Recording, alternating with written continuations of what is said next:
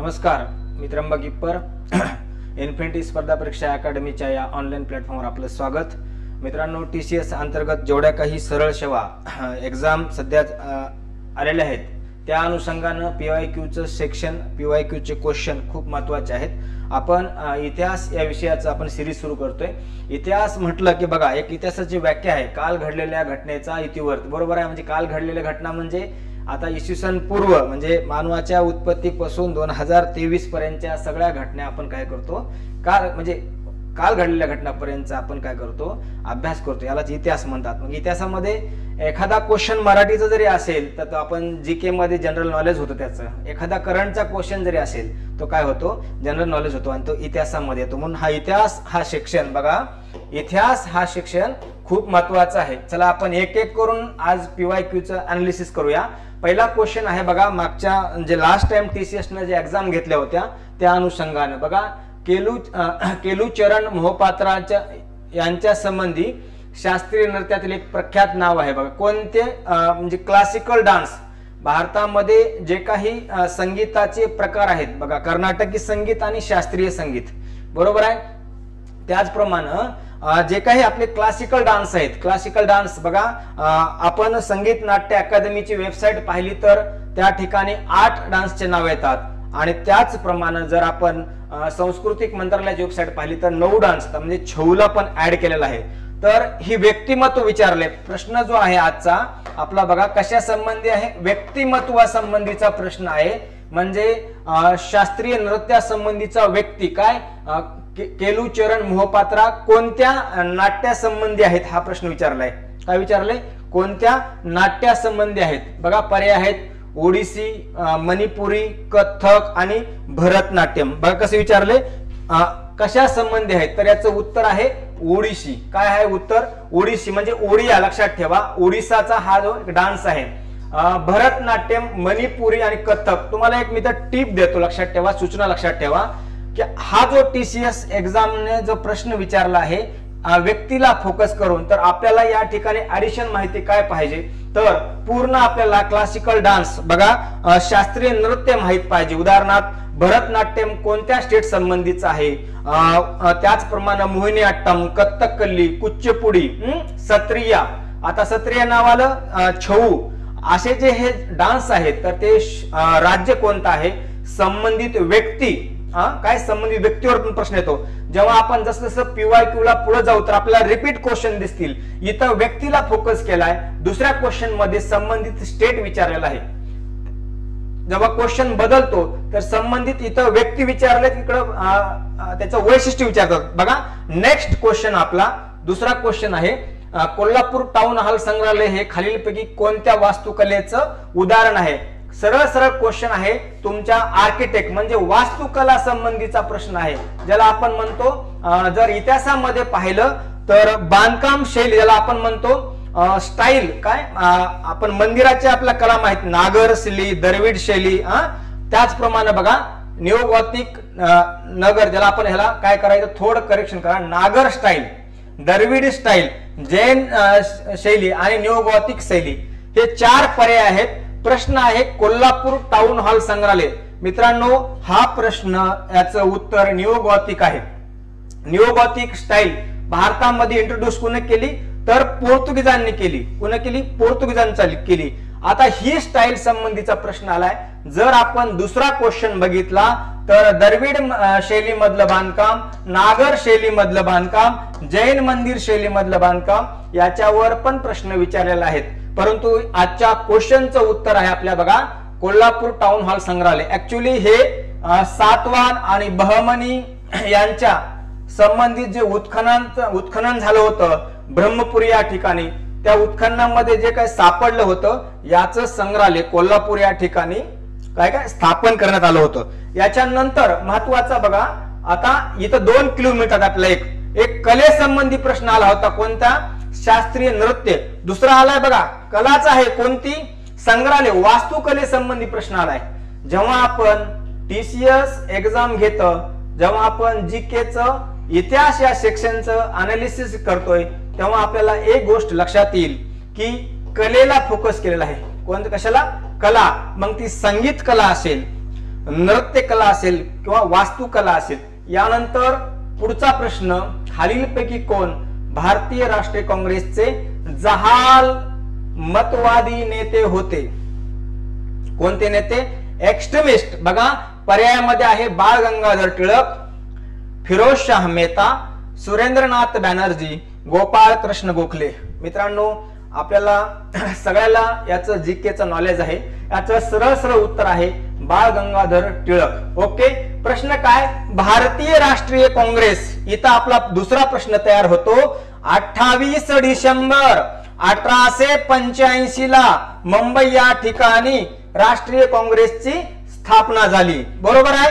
त्यानंतर 1885 ते 1905 याला मवाळ कालखंड असे म्हणतात आणि 1905 नंतर 16-17 पर्यंतचा जो कालखंड आहे त्याला जहाल कालखंड असे म्हणतात. जहालांचे नेते लाल बाल पाल म्हणजे लोकमान्य बाळ गंगाधर टिळक, बिपिन चंद्र पाल. लक्षात ठेवा. लाला लजपत राय आणि अरविंद घोष. म्हणजे याचं उत्तर बाळ गंगाधर टिळक आहे. याच्या रिलेटेड दुसरा प्रश्न काय येऊ शकतो? सुरेंद्रनाथ बॅनर्जी, गोपाळ कृष्ण गोखले, फिरोजशाह मेहता. मग हे नेते कोण? तर हे मवाळ नेते होते. कोणते? मवाळ नेते. याच्या रिलेटेड दुसरा आणखीन क्वेश्चन काय?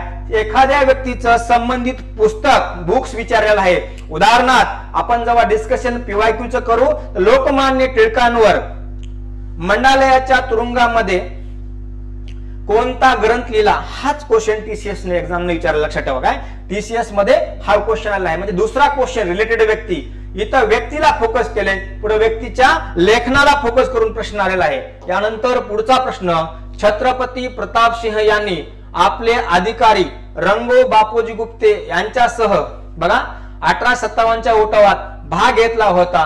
हे टिंबटिंब येथील होते. म्हणजे छत्रपती प्रतापसिंह आणि रंगोजी बापूजी गुप्ते यांचं कार्यक्षेत्र विचारले.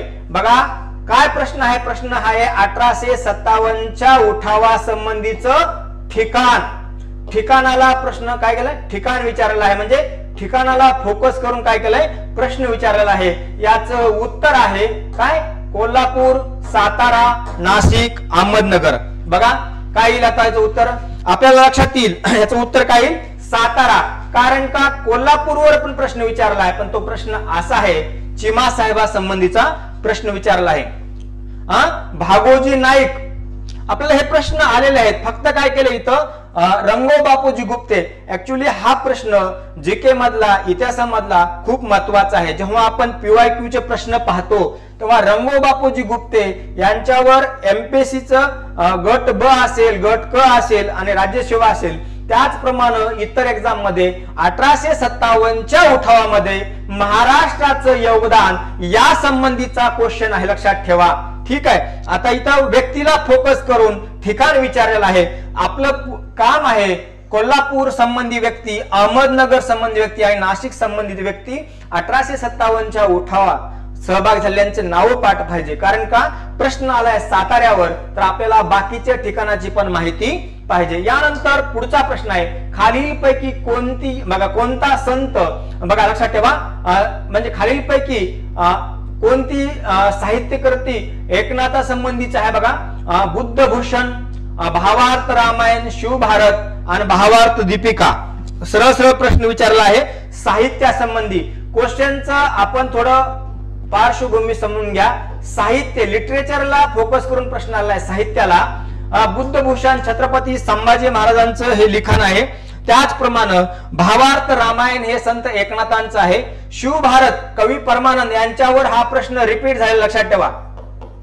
2-3 वेळा हा प्रश्न टीसीएस ने विचारला आहे. शिवभारत आणि भावार्थ दीपिका संत ज्ञानेश्वरांचं लिखाण आहे. बघा संत एकनाथ महाराजा संबंधीचा आणखीन एक प्रश्न टीसीएस न लक्षात ठेवा विचारलेला आहे. प्रश्न फक्त फिरवलेला आहे. कदाचित तो क्वेश्चन आज पर माझ्या माहितीनुसार कॅन्सल व्हायला पाहिजे. अभंगा संबंधीचा प्रश्न आहे. भावार्थ रामायण हे आपल्या प्रश्नाचं उत्तर आहे, परंतु भावार्थ दीपिका यालाच ज्ञानेश्वरी असे म्हणतात आणि ही लिहिलेली आहे संत ज्ञानेश्वराने. शिवभारत आणि बुद्धभूषण. आपलं इथे एक थोडं आपल्याला पीवायक्यूचा अभ्यास करताना एक गोष्ट लक्षात ठेवा, छत्रपती संभाजी महाराजांसंबंधीचं हा ग्रंथ आहे, तर इतर महाराजांचे लिखाण केलेले ग्रंथ आपल्याला माहित पाहिजे. कारण का प्रश्न कसाही फिरून येऊ शकतो, जोड्या लावा येऊ शकतात किंवा वेगळ्या प्रकारे पण प्रश्न विचारला जाऊ शकतो. आता भावार्थ रामायण त्याचप्रमाणे आपल्याला त्यांचं कार्यक्षेत्र माहित पाहिजे. संत एकनाथांचं पैठण, ठीक आहे, 1533 ते 1599 हा त्यांचा कालखंड आहे. एकनाथी भागवत, भावार्थ रामायण, रुक्मिणी स्वयंवर असे त्यांचे अनेक साहित्य संपदा होती. यानंतर आपल्याला भारुडा संबंधीचा प्रश्न आला तर संत एकनाथ त्याचं उत्तर द्या, कारण का प्रश्नाचं विचारण्याचं लेवल दिवसेंदिवस टपनेस होत चाललाय. पुढचा प्रश्न बघा, खालीलपैकी कोणत्या मराठी संताने पंढरपूर येथे संत चोखामेळ्याचं स्मारक बांधलं? परत प्रश्न व्यक्तीला फोकस करून मध्य कालखंड म्हणजे मध्ययुगासंबंधीचा प्रश्न आहे, व्यक्तिमत्व आणि त्यांचं कार्य. आता हा संत म्हणजे वारकरी संप्रदायासंबंधीचा महाराष्ट्राच्या इतिहासाला बेस धरून प्रश्न आहे. गुरु रामदास, संत एकनाथ, संत नामदेव व संत ज्ञानेश्वर. काय?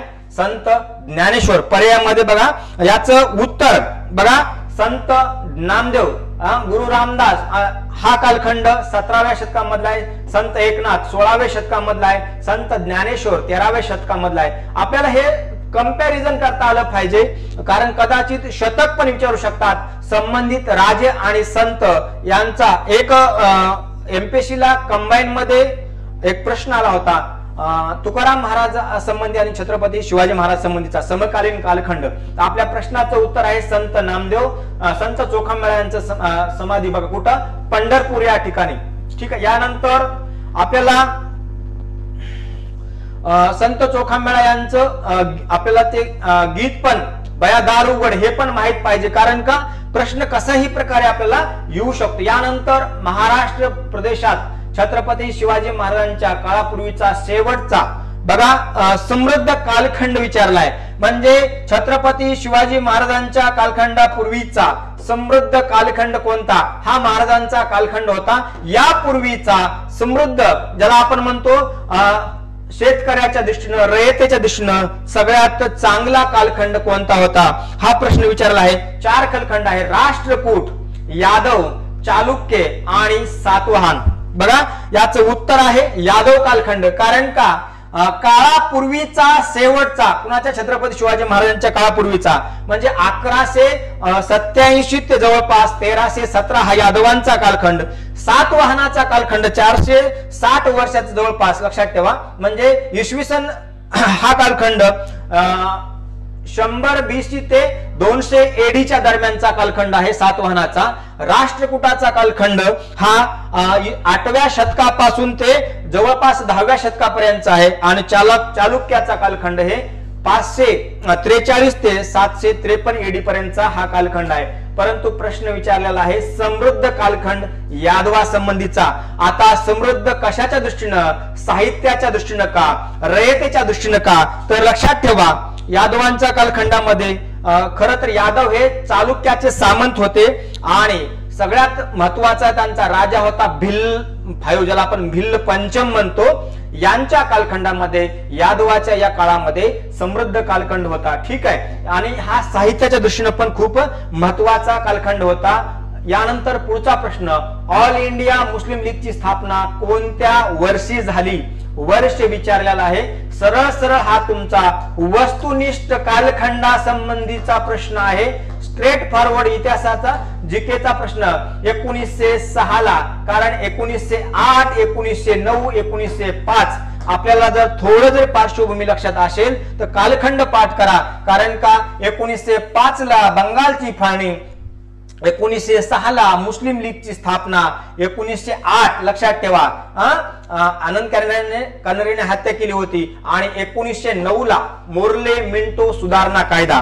आता याच्यामध्ये ऑल इंडिया मुस्लिम लीगची स्थापना 1906 ला ढाका या ठिकाणी, आता इथं दुसरा प्रश्न काय येतो, वर्ष बघा 1906. पुढच्या वेळेस प्रश्न असा येऊ शकतो, ऑल इंडिया मुस्लिम लीगची स्थापना कुठं झाली, तर ढाका ठिकाण लक्षात ठेवा. वर्ष विचारले. आणखीन याच्यात ऍडिशन काय येऊ शकतं, तर संबंधित व्यक्ती विचारू शकतात. काय विचारू शकतात, संबंधित व्यक्ती. खरं तर इथं मूव्हमेंट इन एज्युकेशन लॉ संबंधीच एक परिषद भरली होती आणि या कॉन्फरन्स मध्ये नवाब सलीमुल्ला यांनी काय केलं, इथं प्रस्ताव मांडला आणि हा प्रस्ताव काय झालं, मुस्लिमासाठी स्वतंत्र राजकीय संघटना असावी या उद्देशानं ही ऑल इंडिया मुस्लिम लीगची स्थापना झाली. तर आता पुढचा एक प्रश्न इथे येऊ शकतो, जर 28 डिसेंबर ही तारीख 1885 इंडियन नॅशनल काँग्रेसच्या स्थापनेसंबंधी जर वारंवार प्रश्न येत असेल तर मुस्लिम लीगच्या संबंधीचा पण प्रश्न येऊ शकतो. म्हणून डेट लक्षात ठेवा, 30 डिसेंबर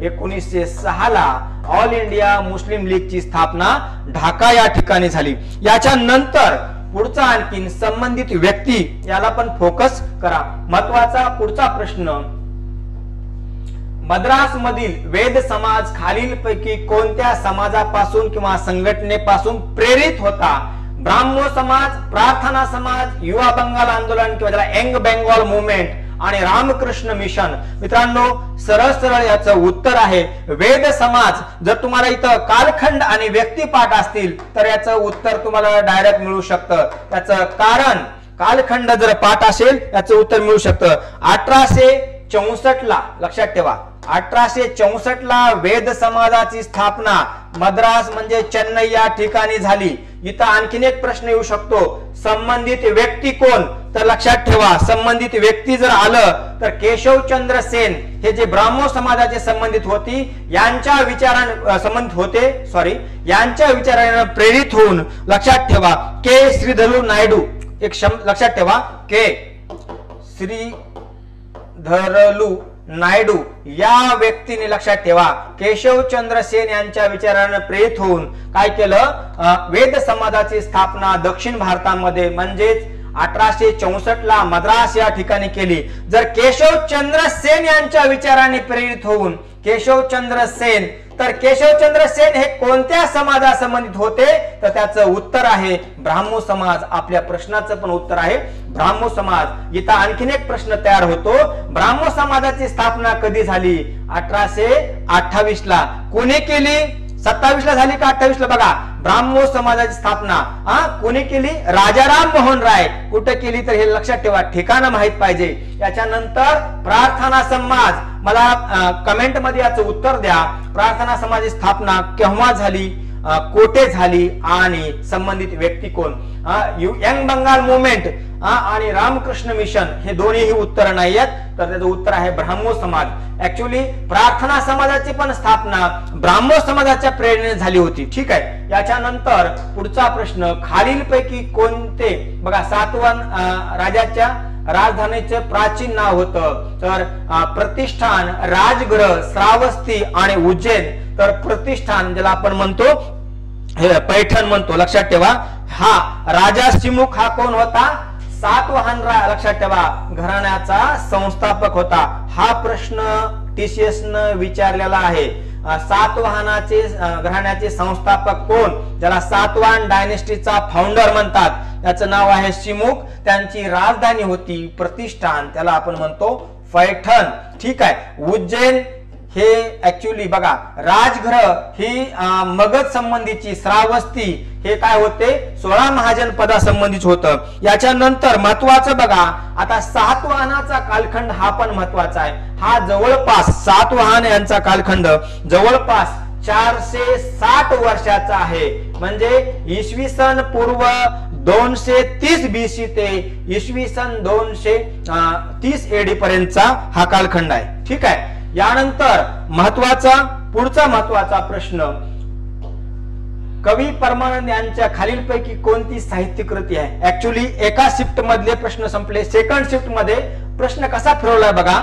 ज्यावेळेस मी म्हटलं होतं की प्रश्न कवी परमानंद यांच्या संबंधीचा मागच्याच एक थोड्या वेळापूर्वी सांगितलं होतं. आता त्यांचं साहित्य विचारले, कोणाचं, कवी परमानंद. भावार्थ रामायण मी आता तुम्हाला सांगितलं, भावार्थ दीपिका पण सांगितलंय, बुद्ध भूषण पण छत्रपती संभाजी महाराज सांगितलंय. तर त्यांचं शिवभारत हे काय होतं, साहित्य कृती आहे. कुणाची साहित्यकृती? कवी परमानंद यांची.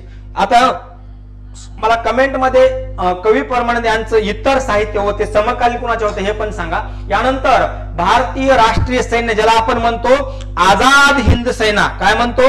आझाद हिंद सेना किंवा आझाद हिंद फौज म्हणतो. या भारतीय राष्ट्रीय सैन्य किंवा ज्याला इंडियन नॅशनल आर्मी, ठीक आहे, याचे संस्थापक ज्याला आपण म्हणतो शिल्पकार कोण? प्रश्न असा आहे मुख्य शिल्पकार कोण? सरळ सरळ लहानपणापासून आपण जेव्हा शाळेमध्ये जायला लागलो तेव्हा आपल्याला सुभाषचंद्र बोस यांची टोपी घातलेली आर्मीची फोटो दाखवली जाते आणि सुभाष बाबूच्या प्रेरणे लक्षात ठेवा. आपण काय करतो? एनसीसी मध्ये स्काउट गाईड मध्ये भाग घेतो. लक्षात ठेवा याचं उत्तर आहे सुभाषचंद्र बोस. प्रश्न व्यवस्थित समजून घ्या. बघा इंडियन नॅशनल आर्मी ज्याला आपण म्हणतो आझाद हिंद फौज स्थापना केव्हा झाली? बरोबर आहे. याची स्थापना केव्हा झाली? स्थापना कोठे झाली? आता प्रश्न पुढचा आहे. आपला प्रश्न आहे मुख्य शिल्पकार कोण? तर सुभाषचंद्र बोस. तर माझा दुसरा प्रश्न आहे ऍडिशन, शिल्पकार कोण? तर याचे शिल्पकार कॅप्टन मोहन सिंग आणि रास बिहारी बोस. तर याचं आणखीन एक उत्तर लक्षात ठेवा. जर तुम्हाला कोणी विचारलं तर याचे शिल्पकार तर कॅप्टन मोहन सिंग हे उत्तर लिहून टाका. तुमचं उत्तर चुकणार नाही. काय? मोहन सिंग. परंतु मुख्य शिल्पकार जर विचारलं तर त्याचं उत्तर द्या सुभाषचंद्र बोस. त्याचं कारण 1943 ला जेव्हा सुभाष बाबू टोकियोला गेले त्यावेळेस आझाद ज्याला आपण इंडियन नॅशनल आर्मी म्हणतो याचं रिफॉर्म केलं त्यांनी, म्हणून त्यांना मुख्य शिल्पकार असे म्हणतात. सी राजगोपालचारी हे उत्तर नाही आहे. सरदार पटेल हे पहिले भारताचे गृहमंत्री उपपंतप्रधान नाही. जवाहरलाल नेहरू हे पण उत्तर नाही आहे. यानंतर पुढचा प्रश्न 1857च्या स्वातंत्र्य लढ्यात सहभागी झालेल्या चिमासाहेब महाराष्ट्रातील कोणत्या जिल्ह्यातील? बघा प्रश्न त्यावेळेस रंगो बापूजी गुप्ते यांच्यावर विचारला होता. सातारा उत्तर होतं. आताचा प्रश्न सरळ सरळ याचं उत्तर आहे कोल्हापूर. पुढचा प्रश्न अहमदनगर संबंधी भागोजी नाईक नाशिक संबंधी येऊ शकतो. लक्षात ठेवा आपल्याला या प्रश्नाचं स्ट्रक्चर ज्याला स्वरूप जर समजलं तर प्रश्न काही अवघड नाहीत. 1857च्या उठावा संबंधीचा हा प्रश्न आहे. फक्त एवढा शब्द पाठ करा. 1857च्या उठावातील महाराष्ट्राचं योगदान आणि त्यातलं ठिकाण उदाहरणार्थ कोल्हापूर संबंधीचा हा प्रश्न आहे. संबंधित नेतृत्व कुणी केलं? यानंतर डॉक्टर बाबासाहेब आंबेडकर यांनी मंदिर प्रवेशाची चळवळ कोणत्या वर्षी सुरू केली? याचं उत्तर आहे सरळ सरळ लक्षात ठेवा 1919 नाही, 1931 पण नाही, 1923 पण नाही, 1927. पण थोडा प्रश्नाला मी मॉडिफाय करतो. बाबासाहेब आंबेडकर यांनी मंदिर प्रवेशाची चळवळ कोणत्या वर्षी सुरू केली? इथं लक्षात ठेवा सुरुवातीला बाबासाहेबांनी 1927 ला विचार मांडले होते. काय विचार मांडले होते? कारण यानंतर पहिली चळवळ 1928, 1929 आणि 1930 तीन चळवळी होत्या. 1928 ला अंबाबाई मंदिर अमरावती, 1929 ला पर्वती मंदिर पुणे, 1930 ला काळाराम मंदिर नाशिक. हे लक्षात ठेवा असा क्रम आहे जेणेकरून आपल्याला ह्या तिन्हीचही आपल्याला एक क्रमामध्ये याचं उत्तर देता येईल आणि आपल्या प्रश्न लक्षात आला असेल की कशा प्रकारे हा प्रश्न विचारलेला आहे. आता हा मंदिर प्रवेशासंबंधीचा डॉक्टर बाबासाहेब आंबेडकरांचं योगदान विचारलेलं आहे. मित्रांनो सरळ सरळ लक्षात ठेवा हा जो प्रश्न आहे तो 2-3 प्रकारे फिरून आणखीन विचारला जाऊ शकतो. उदाहरणामध्ये संबंधित व्यक्ती, सगळ्यात महत्वाचं फेमस चळवळ ज्याच्यावर आपण PYQ पाहतो काळाराम मंदिर प्रवेश सत्याग्रह, या संबंधित व्यक्ती दादासाहेब गायकवाड यांच्यावर पण प्रश्न येऊ शकतो. त्याचप्रमाणे ज्यावेळेस नाशिक मध्ये काळाराम मंदिर प्रवेश सत्याग्रह सुरू झाला याच्यावर ऍडिशनल जर टफ क्वेश्चन आला त्यावेळेस कलेक्टरचं नाव काय? लक्षात ठेवा गॉर्डन. यांच्यावर पण प्रश्न येऊ शकतो. याच्यानंतर हे जे मंदिर चळवळ होती 1934 पर्यंत चालली. लक्षात ठेवा. ठीक आहे. याच्यानंतर पुढचा प्रश्न सातवाहन वंशाचे संस्थापक खालीलपैकी कोण होते? परत प्रश्न फिरून आलाय सातवाहनासंबंधीचा. शिमुख. मित्रांनो तुम्हाला मी थोडं ऍडिशन माहिती सांगतो. इतिहासाचा अभ्यास करताना हा शब्द पाठ करा. इतिहास हा जरी आपल्याला आधुनिक भारताचा इतिहास त्याच्यामध्ये एक उल्लेख आहे विशेषतः हा शब्द जो आहे महाराष्ट्राचा इतिहास जेव्हा आपण महाराष्ट्राचा PYQ चे प्रश्न पाहतो तर इतिहासामध्ये महाराष्ट्राला अनुसरून सगळे प्रश्न विचारलेले आहेत, कारण का सातवाहनाची सत्ता ही महाराष्ट्रामध्ये होते मुख्यतः, म्हणून सातवाहना संबंधीचा हा डबल रिपीट प्रश्न झालेला आहे। सिमुक हे संस्थापक होते।